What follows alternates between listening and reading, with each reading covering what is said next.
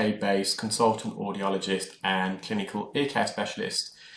The patient in this video attended with occluding earwax in the left ear. The earwax was extended from the entrance of the ear canal, where we are now, and you know we're at the entrance because of all the cilia, the hairs.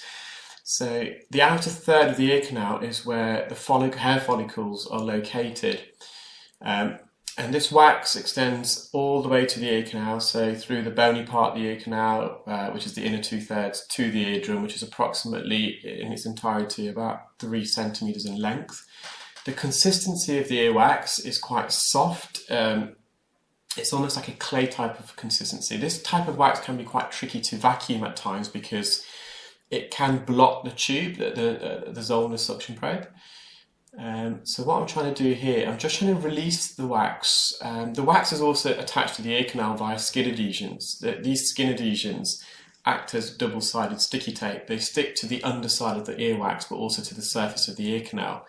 And what I'm trying to do here is just release some of this dead skin keratin. You can see the tail of keratin there with pulling and stretching from the Zollner suction probe.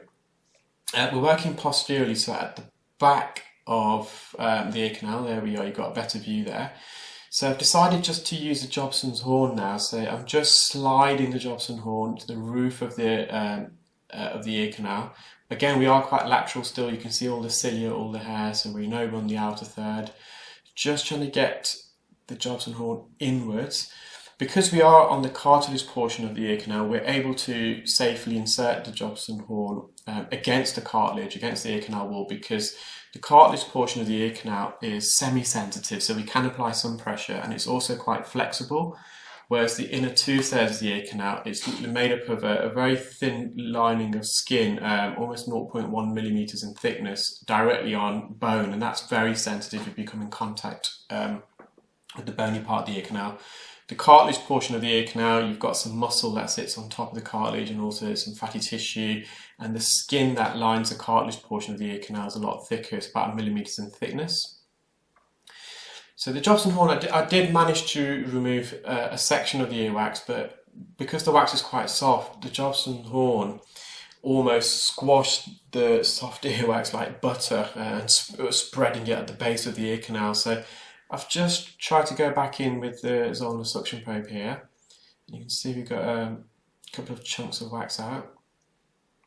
I know some folks don't like the hairs, it obscures the view, and I appreciate that, but there's no clinical need for me to remove the hairs. Whenever you perform a clinical procedure, you never do more than it's necessary, because if I try and cut these hairs and something happens, and then my insurance companies won't be happy and the patient won't be happy, and the hairs, they're not affecting me perform the procedure. They can do in certain cases. I have got an interesting case that I will upload during next week sometime, where it was literally a forest of hairs inside the ear, and I will upload that. And I did end up removing a lot of the hairs in that procedure, but this one, it wasn't affecting me, so I just continued. And with the follicles, if you cut the follicles, they're just the hairs. The follicles are just going to grow another layer of cilia, another layer of hair. Sometimes they can grow back thicker, and also the hairs actually serve a purpose. They are involved in the filtration, so they trap dust or dirt that enter the ear.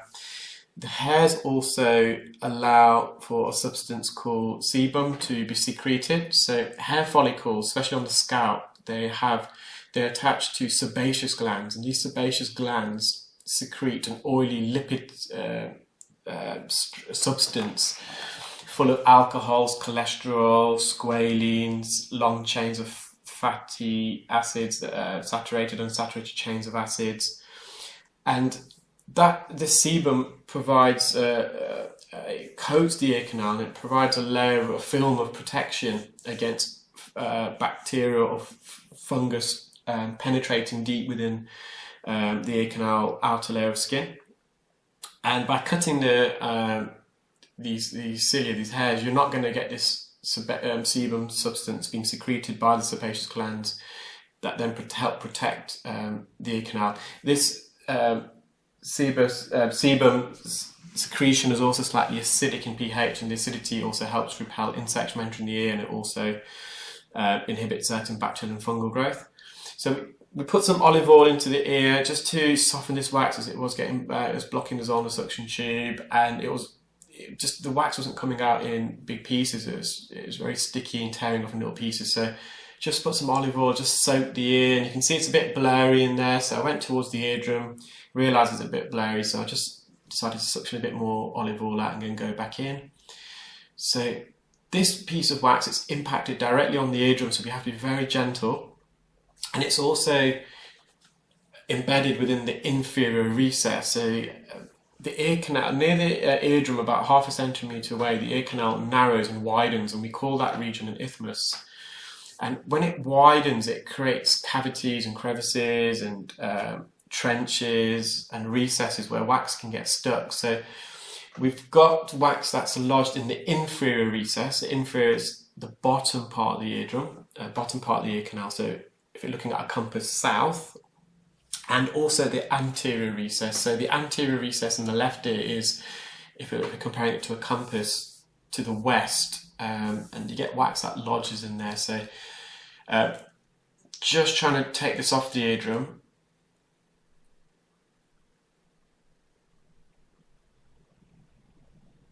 Just getting a suction grip there, and I'm trying to lift up, and you'll see it's a bit, because there's oil in there, it does obscure the view now and again, so we just have to come out, wipe the lens.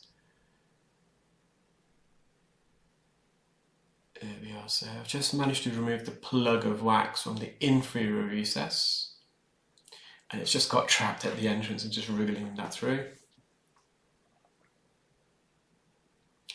I can see the majority of the eardrum now. There's just some wax in the attic region of the eardrum and in the anterior recess. I've just attached a fine end gauge. I'm just approaching the eardrum now, just being very careful not to make contact with the anterior bony part of the ear canal, because that's very sensitive. We don't want to rub or abrade that. Just managed to get a piece of wax that detached from the main mass of wax that's stuck in the attic. Just going back in.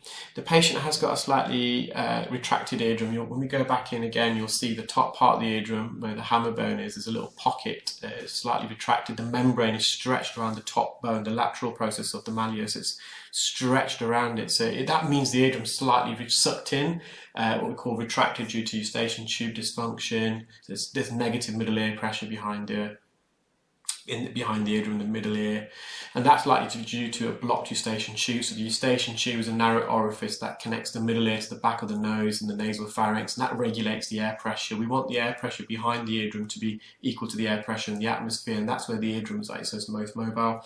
There's a bit of staining of wax because it was stuck to the eardrum in the centre part of the eardrum. That was more staining as opposed to a piece of wax. We just left that. It wasn't going to cause any problems to the patient. I hope you enjoyed that video, guys. I hope you're having a lovely evening. And